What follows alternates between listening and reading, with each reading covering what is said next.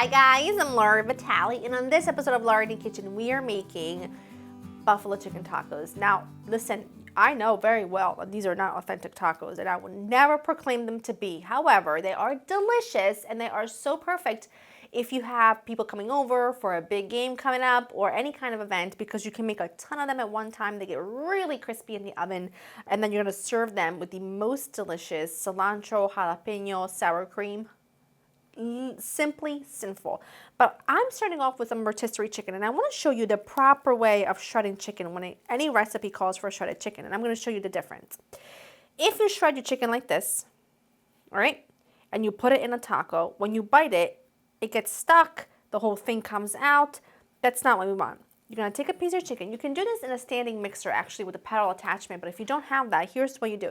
You take your chicken breast, right, your chicken, whatever you're pulling, and you literally break it apart between your fingers. And you want to squish it. You want to break it down as much as you can.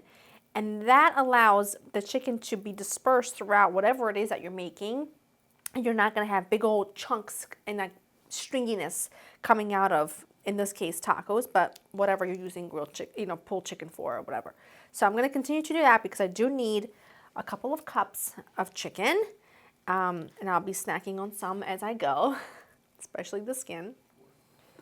All right, now in a skillet, you absolutely could, if you wanted to, take the shredded chicken, mix it with some hot sauce, call it a day. You could do that. However, I am of the belief that sometimes if you just shred chicken and you mix it with just hot sauce, it can be a little bit dry. It's like the hot sauce lingers on the very outside of the chicken, but there's nothing that's giving the chicken actual flavor and moisture. So I always like to combine it with some aromatics, some allium, some olive oil, some stock, and then a hot sauce and some seasonings, and then it really makes it absolutely so delicious. So all I'm gonna do right now is saute a little bit of yellow onion until it becomes really nice and tender.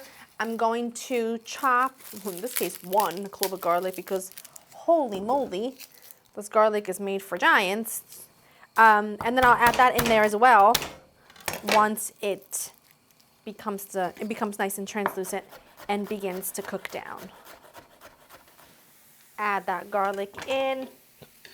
Always want to give the garlic some time to mingle with that oil and those flavors to really bloom. And it smells so good. And you want to get your oven preheated, by the way, to 400. I don't know if I've told you that already, but please do.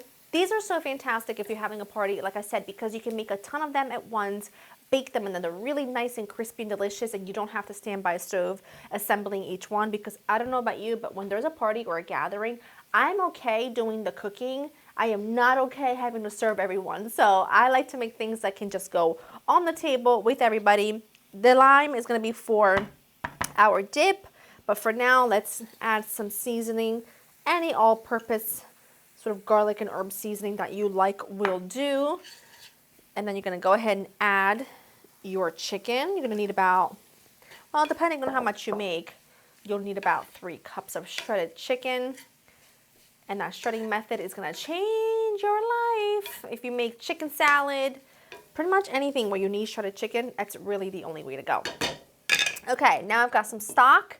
I'm going to add it in along with some buffalo sauce, as much or as little as you like. I don't go too heavy because people can always take some and put it on the side. And now just going to go ahead and let this just simmer together while you make your dip. Let's make the dip, because when I dip, you dip, we dip. You're gonna need some sour cream, about, let's say, a cup of sour cream, okay?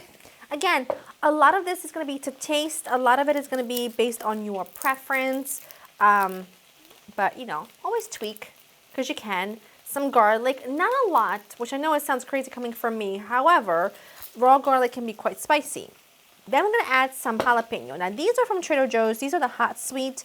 Typically, when you buy jarred jalapenos, there's only one kind, at least that I'm aware of, and they're pretty spicy. So just be careful, be wary. Don't use too many, but these are really good.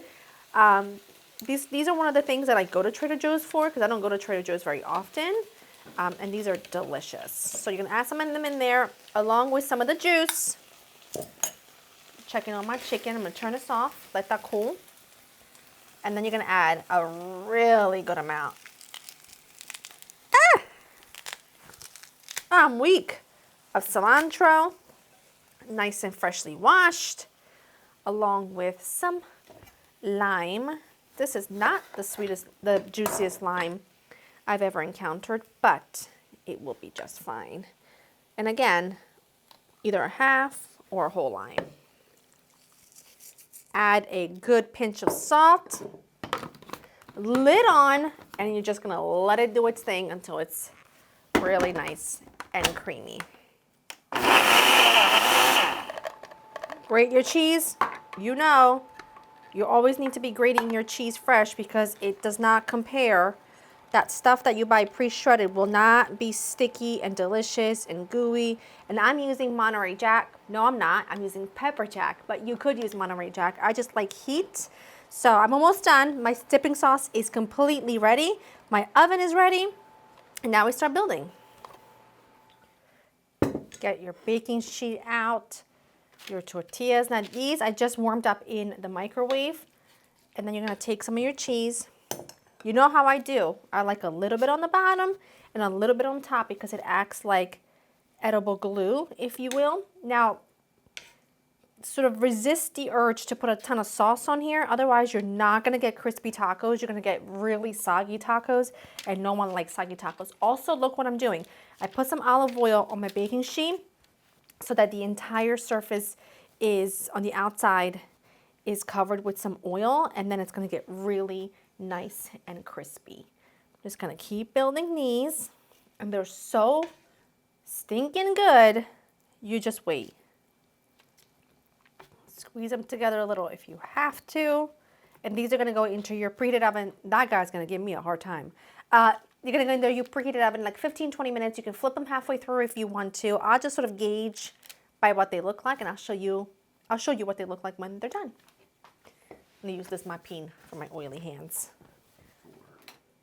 These are in the oven for 20 minutes exactly. I didn't even bother flipping them, and they are so crunchy and so delicious. Just listen to this. Just listen, okay?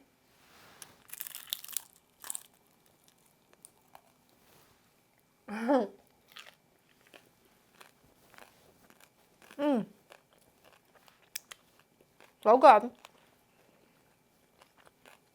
A double dip, that's my bowl. So good, so easy, so customizable. You can make definitely a few tray of these, and there's just no words for how good they are. Go to laurainthekitchen.com to get the written recipe. If you don't want to make the jalapeño dip, which you absolutely need to, you can also just serve them with blue cheese for those that like the buffalo blue cheese combo. But this is so good. Hope you enjoy spending time with me. I'll see you in the next one. Bye.